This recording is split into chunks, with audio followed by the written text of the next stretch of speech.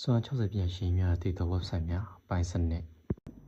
တင်ဒီ website ကိုတော့ရှင်ကားတွေ engine တွေဘယ်လိုလုပ်လို့လဲဆိုတော့အကုန်လုံးကြည့်လို့ရပါတယ်ဒီရောက်မှဆိုရှင်ကျွန်တော်ပြန်မွေးဝင်တဲ့ NAS ကားတွေရှိရယ် F1 Formula Race ကားတွေရှိရယ်အဲအကုန်လုံးရဲ့အလုပ်လုပ်ပုံတွေအကုန်လုံးကြည့်လို့ရပါတယ်အဲ့ပြင် guitar အလုပ်လုပ်နေ speaker အလုပ်လုပ်နေပါအကုန်လုံးကိုကြည့်ပြီးတော့လေ့လာလို့ရပါတယ်ဥပမာကျွန်တော်ဒီတနက်အလုပ်လုပ်ပုံလေးတွေကိုဝင်ပြီးတော့ပြပါမယ်ကျွန်တော် hand cam အလုပ်လုပ်ပုံကိုဝင်လိုက်လို့ရှိရင်ဒီမှာသူက